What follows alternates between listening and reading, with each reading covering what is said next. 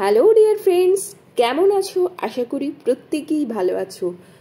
আজ তোমাদের সামনে এমন একটা রেসিপি নিয়ে চলে এলাম, এটা কিন্তু সব বাচ্চাদের কিন্তু ফেভারিট এবং বড়দেরও কিন্তু দারুণ লাগে। তো তার জন্য বলবো ভিডিওটা স্কিপ না করে পুরো ভিডিওটা দেখো, আশা করি প্রত্যেকের ভালো লাগবে। তার জন্য আমি এখানে কেয়া কোম্পানির হুইট পাস্তাটা নিয়েছি, তো তোমরা একবার ইউজ করতে পারো, আশা করি ভালো লাগবে।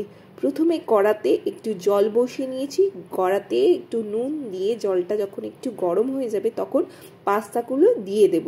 তারপর কড়াতে তেল বসিয়ে একদিকে দেখো আমি সবজি কেটে রেখেছি। কি কি আছে এখানে? আছে চিকেন সেদ্ধ করা, রসুন আর হচ্ছে ভিনিগার দিয়ে। তারপর এখানে আছে পরিমাণ মতো ক্যাপসিকাম কুচি, পরিমাণ মতো বেল পেপার, পরিমাণ মতো কাঁচা লঙ্কা, পরিমাণ মতো মাশরুম, পরিমাণ মতো ব্রকলি।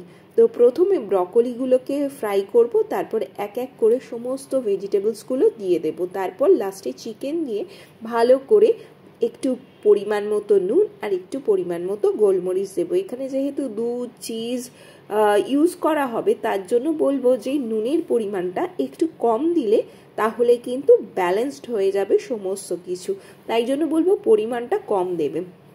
আর তোমরা এখানে চাইলে চিলি ফ্লেক্স ইউজ করতে পারো। আমি এখানে চিলি ফ্লেক্স ইউজ করেছি একটু পরিমাণে কম, যেহেতু আমার ছেলে ছোট তো সেই কারণে। আর আমি এবার কি করব, আমি একটা পাস্তা সস বানাবো। তার জন্য সাদা তেলের মধ্যে কিছুটা কর্নফ্লাওয়ার দেব, কারণ ময়দাতে গ্লুটেন প্রচুর পরিমাণে থাকে। তার বদলে যদি কর্নফ্লাওয়ার দেয়া হয় তাহলে কিন্তু সেই খাবারটা গ্লুটেন ফ্রি হয়। তো সেই জন্য বলবো যে তোমরা যদি কর্নফ্লাওয়ার দিয়ে করো সেটারও কিন্তু ঠিক আসবে। তার সাথে কিন্তু আমার বাড়িতে গরুর দুধ নেওয়া হয়, যেহেতু গরুর দুধ এবং তার সাথে যে ক্রিমটা পড়ে, মানে যাকে বাংলায় বলা হয় মাটা, তো সেই মাটাটা সমেত দুধটাকে দিয়ে দিলাম, ভালো করে সেটাকে ফুটতে দিলাম। তারপর দুটো স্লাইস চিজ দিয়ে দিলাম।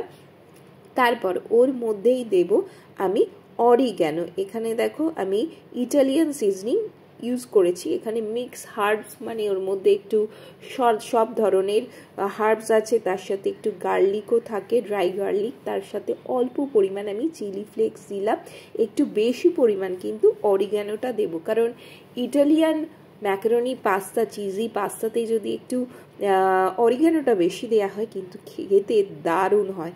তারপর যখন এটা ক্রিমি ভাব হয়ে যাবে এই সসটা, তারপর আমি পাস্তা দেব এবং সমস্ত ভেজিটেবলস দিয়ে ভালো করে নাড়াচাড়া করব। তাহলে কিন্তু তৈরি হয়ে যাবে yummy yummy Italian cheesy macaroni pasta. তো তোমরা বাড়িতে ট্রাই করতে পারো, তাহলে দেখবে কিন্তু আর রেস্টুরেন্ট থেকে কিনে খেতে হবে না, বাড়িতেই তৈরি করে খেয়ে নিচ্ছ। এর টেস্ট এত ভালো, আমাদের ছোট যে বেবিগুলো আছে একদম আনন্দ করে খেয়ে নেবে। তার সাথে সমস্ত ভেজিটেবলসগুলো তাদের শরীরে যাবে, যেটা শরীরের জন্য খুব ভালো। তো যদি ভালো লাগে ভিডিওটা একটু বেশি করে লাইক, কমেন্ট অ্যান্ড শেয়ার করো, যাতে অন্যেরাও দেখতে পায়। তো এরকম আরও অনেক রেসিপি তোমাদের সামনে নিয়ে আসার চেষ্টা করি প্রত্যেক দিন। তো রেগুলার যদি না হয় তাও আমি কিন্তু মাঝে মধ্যেই দিই। যদি ভালো লাগে প্লিজ জানিও, আর তোমরাও বাড়িতে বানিয়েও কিন্তু, এবং বানিয়ে কেমন লাগলো তোমাদের সেটা কিন্তু জানাতে ভুলো না। তো আজকের মতো ভিডিওটা এতটাই, আবার একটা অন্য কোনো ভিডিওতে অন্য এক সময় দেখা হবে। তাই আজকের মতো টাটা, টেক কেয়ার, সবাই খুব ভালো থেকো।